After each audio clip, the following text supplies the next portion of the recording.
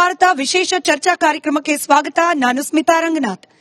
ಧರ್ಮಸ್ಥಳದಲ್ಲಿ ನೂರಾರು ಹೆಣ್ಣು ಮಕ್ಕಳ ಮೇಲೆ ಅತ್ಯಾಚಾರ ಆಗಿದೆ, ಹಾಗೆ ಕೊಲೆ ಮಾಡಲಾಗಿದೆ ಅನ್ನೋ ಆರೋಪದಿಂದ ಶುರುವಾದ ಪ್ರಕರಣ. ಜುಲೈನಲ್ಲಿ ಎಸ್ಐಟಿ ಕೂಡ ರಚನೆ ಆಯಿತು. ಇದೀಗ ಡಿಸೆಂಬರ್ ಕೂಡ ಮುಗಿದು ಹೋಗ್ತಾ ಬಂದಿದೆ. ಸರಿಸುಮಾರು 5 ರಿಂದ 6 ತಿಂಗಳ ಕಾಲ ಅಂತಾರಾಷ್ಟ್ರೀಯ ಮಟ್ಟದಲ್ಲಿ ಗಮನ ಸೆಳೆದ ಪ್ರಕರಣ ಇದು. ಆಗಿದ್ದೇನು? ಚಿನ್ನಯ್ಯ ಅರೆಸ್ಟ್, ಬೇಲ್ ಮೇಲೆ ಆಚೆ. ಇಷ್ಟೇನು ಹಾಗಾದ್ರೆ ಎಸ್ಐಟಿ ತನಿಖೆಯಿಂದ ಹೊರಬಿದ್ದ ವಿಚಾರಗಳು?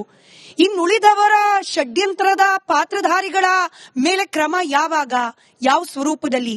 ಈ ಪ್ರಶ್ನೆಗಳ ನಡುವೆನೆ ಮತ್ತೊಂದು, ಈ ಷಡ್ಯಂತರಿಗಳ ಗುಂಪಿನ ಸದಸ್ಯರ ಜೊತೆಯಲ್ಲಿದ್ದಾರೆ ಅನ್ನುವರು ಕ್ಯಾಂಪೇನ್ ಅನ್ನ ಪ್ರಾರಂಭ ಮಾಡಿದ್ದಾರೆ. ಕೊಂದವರು ಯಾರು?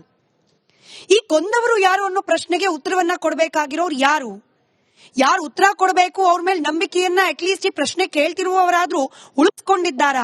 ಹೀಗೊಂದಷ್ಟು ಗೊಂದಲ.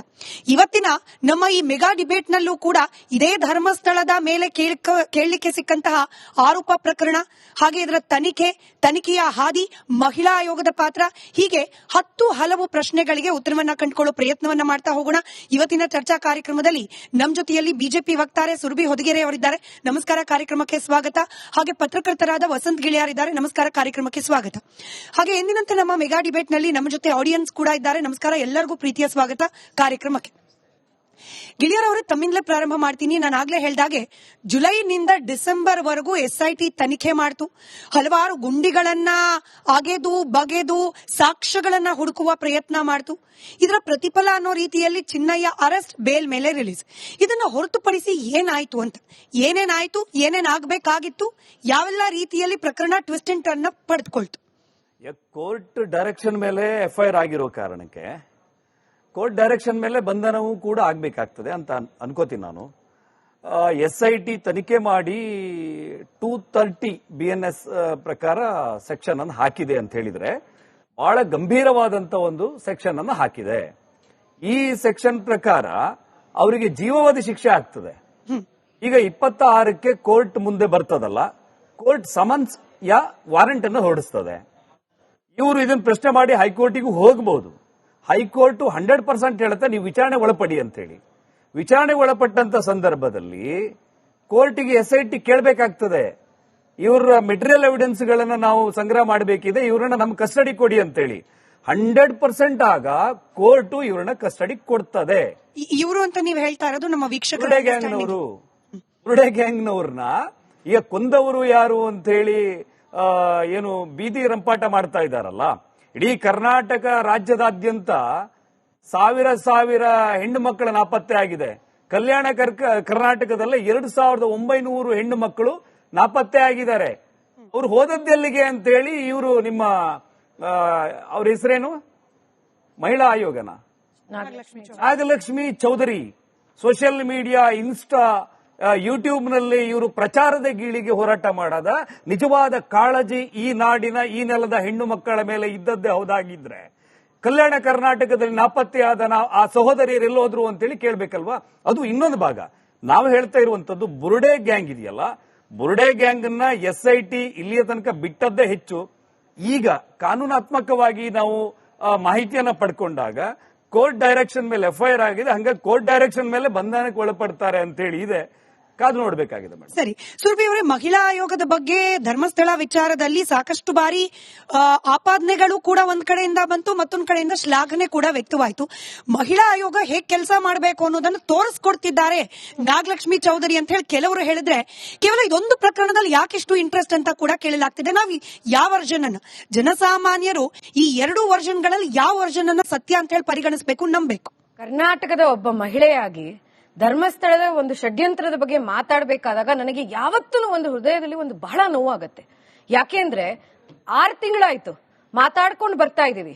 ಇದೇ 6 ತಿಂಗಳಿನಲ್ಲಿ ನಾಗಲಕ್ಷ್ಮಿ ಚೌಧರಿ ಅವರು ಉತ್ಸಾಹ ತೋರಿಸಿದಾರಲ್ಲ ಈ ಒಂದು ಕೇಸಿನಲ್ಲಿ, ಅದನ್ನ 9 ವರ್ಷದ ಬಾಲಿಕೆ ಮೈಸೂರಿನಲ್ಲಿ ಹಕ್ಕಿ ಪಿಕ್ಕಿಯ ಟ್ರೈಬ್ನಿಂದ ಒಂದು ರೇಪ್ ಮತ್ತು ಮರ್ಡರ್ ಆದಾಗ ಅವರಿಗೆ ತೋರ್ಸಕ್ಕಾಗ್ಲಿಲ್ಲ.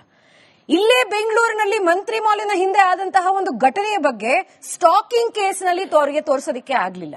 ಧರ್ಮಸ್ಥಳದ ಬಗ್ಗೆ ಅವ್ರು ತೋರಿಸಿರುವಂತಹ ಉತ್ಸಾಹ ಎಷ್ಟು ದೊಡ್ಡದು ಅಂದ್ರೆ ಇನ್ ಯಾವ ಪ್ರಕರಣ ನಡೀತಾ ಇಲ್ಲ. ನಮ್ಮ ಕರ್ನಾಟಕದಲ್ಲಿ 5 ವರ್ಷದಿಂದ 14,000 ಅಷ್ಟು ಮಿಸ್ಸಿಂಗ್ ಮಹಿಳೆಯರು ಮತ್ತೆ ಬಾಲಕಿಯರು ಕೇಸ್ಗಳಾಗಿದೆ. ಅದು ಜಾಸ್ತಿ ಆದಂತಹ ಪ್ರಕರಣಗಳು ಎಲ್ಲಾಗಿದೆ ಗೊತ್ತಾ? ನಿಮ್ ಆಡಿಯನ್ಸ್ ಕೇಳಕ್ ಇಷ್ಟಪಡ್ತೀನಿ, ಯಾವ ಡಿಸ್ಟ್ರಿಕ್ಟ್ ನಲ್ಲಿ ಇದು ಹೈಯೆಸ್ಟ್ ಮಿಸ್ಸಿಂಗ್ ಕೇಸಸ್ ಇದೆ ಮಹಿಳೆಯರು ಮತ್ತೆ ಬಾಲಕಿಯರದು? ನೀವು ದಕ್ಷಿಣ ಕನ್ನಡ ಅನ್ಕೊಂಡಿದೀರಾ, ಕಲ್ಯಾಣ ಕರ್ನಾಟಕ ಅನ್ಕೊಂಡಿದೀರಾ? ಬೆಂಗಳೂರು ನಗರ 50% ಕೇಸಸ್ ಆಗಿರುವಂತದ್ದು ಬೆಂಗಳೂರು ನಗರ.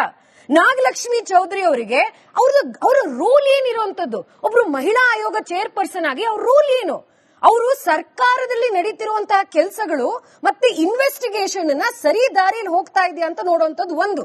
2, ಯಾರಿಗೆ ಲೀಗಲ್ ಫೀಸ್ ಕೊಡೋದಕ್ಕೆ ದುಡ್ಡಿಲ್ಲ, ಯಾರಿಗೆ ಆ ಒಂದು ಸಮಾಜ ಅಸಹಾಯಕತೆ ಇದೆಯೋ ಅವರಿಗೆ ಗಟ್ಟಿಯಾಗಿ ಉತ್ಸಾಹ ಕೊಡುವಂತ ಮತ್ತೆ ಬೇಕಾಗಿರುವಂತಹ ಪ್ರಾವಿಷನ್ಸ್ ಲೀಗಲ್ ಏಡ್ ಕೊಡುವಂತದ್ದು. ಹಕ್ಕಿ ಪಿಕ್ಕಿ ಟ್ರೈಬ್ ನಲ್ಲಿ ಆದಂತಹ ಒಂದು ನೊಮ್ಯಾಡಿಕ್ ಟ್ರೈಬ್, ಅವರಿಗೆ ಮನೆ ಇಲ್ಲ, ಅಂತಹ ಒಂದು ಬಾಲಕಿಯ ವಿಷಯವನ್ನ ಅವ್ರು ಎತ್ತಲಿಲ್ಲ, ಮಾತಾಡಲಿಲ್ಲ. ಅವರು ಮೈಸೂರಿನಲ್ಲಿ ಮುಖ್ಯಮಂತ್ರಿಯ ಕ್ಷೇತ್ರದಲ್ಲಿ ನಡೆದಿರುವಂತಹ ಘಟನೆ ಬಗ್ಗೆ ಮಾತಾಡಿಲ್ಲ ಅವರು. ಆದ್ರೆ ಧರ್ಮಸ್ಥಳ ನೀವೇ ರಚಿಸಿದಂತಹ SIT, ನೀವೇ ಡಿಸೈಡ್ ಮಾಡಿರೋದು ಯಾರು ಆಫೀಸರ್ಸ್ ಅಂತ. ನಿಮ್ಮ ಸರ್ಕಾರದ ಅಡಿಯಲ್ಲಿ ನಡೀತಿರುವಂತಹ SIT, ನಿಮ್ಮದೇ ಆದಂತಹ ಉಪಮುಖ್ಯಮಂತ್ರಿಗಳು ಬಂದು ಹೇಳ್ತಾರೆ ಷಡ್ಯಂತ್ರ ಇದೆ. ನಿಮಗೆ ಏನ್ ಬೇಕಾಗಿದ್ರೆ ಇದರಿಂದ? ಒಂದು ಮಹಿಳೆಗೆ ನೀವು ಬಂದು ಹೇಳಿದ್ರೆ 100 ಶವಗಳು ಹೂತಿದ್ದಾರೆ ಮಹಿಳೆಯರದು. ಯೋಚನೆ ಮಾಡಿ ಸ್ಮಿತಾ ಅವರೇ, ನನಗೆ ಗೊತ್ತಿರುವಂತ ಎಷ್ಟು ಜನ ಮಹಿಳೆಯರಿಗೆ ಈ ಕೇಸ್ ಬಗ್ಗೆ ಕೇಳಿದಾಗ ಯಾವಾಗ ಅಲ್ ಜಜೀರಾ, BBC ಎಲ್ಲರೂ ಕವರ್ ಮಾಡಕ್ ಶುರು ಮಾಡಿದ್ರು, ಭಯ ಆಯ್ತು, ಬೇಸರ ಆಯ್ತು, ಹೆದರಿಕೆ ಆಯ್ತು. ಅಯ್ಯೋ, ನಮ್ಮ ವ್ಯಾಪ್ತಿನಲ್ಲಿ ಈ ತರ ನಡೆದಿದ್ಯಾ ಅಂತ.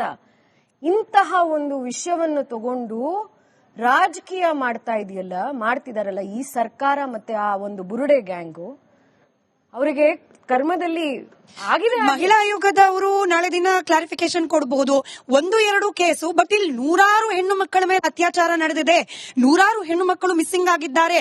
ಅದರಲ್ಲೂ ಧರ್ಮಕ್ಷೇತ್ರದಲ್ಲಿ ಪ್ರಭಾವಿಗಳ ಆರೋಪಿತರ ಸ್ಥಾನದಲ್ಲಿ ನಿಂತಿದ್ದಾರೆ. ಹಾಗಾಗಿ ನಾವು ಇಂಟ್ರೆಸ್ಟ್ ತೋರಿಸಿದ್ವಿ, ಹಾಗಾಗಿ ಎಲ್ಲ ಮಹಿಳೆಯರ ಪರವಾಗಿ ನಿಂತ್ವಿ. ನಂಬರ್ ಆಂಪ್ಲಿಫಿಕೇಶನ್, ಈ ಕಾರಣಗಳು ಬರಬಹುದು. ಇವಾಗ ಯಾವ ತರ ಕಾಲದಲ್ಲಿ ಇದೀವಿ ನಾವು ಅಂದ್ರೆ, ಇದು ಕರ್ನಾಟಕದಲ್ಲಿ ನಡೆದಿರುವಂತಹ ಈ ಧರ್ಮಸ್ಥಳ ಒಂದು ಷಡ್ಯಂತ್ರದಿಂದಾನೇ ನಮ್ಗೆ ಗೊತ್ತಾಗುವಂತದ್ದು. ಯಾರು ಏನ್ ಹೇಳಿದ್ರು ಅದು ನಿಜ ಅಂತ ನಾವು ಒಪ್ಪುವಂತಹ ಕಾಲದಲ್ಲಿದ್ದೀವಿ, ಡೀಪ್ ಫೇಕ್ AI ಕಾಲದಲ್ಲಿ. ಎಲ್ಲಿದೆ ಡೇಟಾ 100 ಅಂತ? ಎಲ್ಲಿದೆ ಡೇಟಾ? ಚಿನ್ನಯ್ಯ ಅವ್ರು ಹೇಳಿದ್ದು ಇವತ್ತು ವಾಪಸ್ ತಗೊಂಡಿದಾರಲ್ಲ. ಸತ್ತದ್ಯಾರು ಅಂತ ಹೇಳ್ಬೇಕಲ್ಲ ಇವರು. ಇಲ್ಲ, ವಸಂತ್ ಕೇಳಿಯಾರ್ ಅವರೇ, ಇದೇ ಸರ್ಕಾರದ ಡೇಟಾ ಹೇಳ್ತಾ ಇದೆ ಮಿಸ್ಸಿಂಗ್ ಪರ್ಸನ್ಸ್ ಜಾಸ್ತಿ ಇರುವಂತದ್ದು ಬೆಂಗಳೂರಲ್ಲಿ ಅಂತ. ಮುಸ್ಲಿಂ ಅದ್ರ ಬಗ್ಗೆ ನೀವ್ ಯಾಕೆ ಮಾತಾಡಿಲ್ಲ?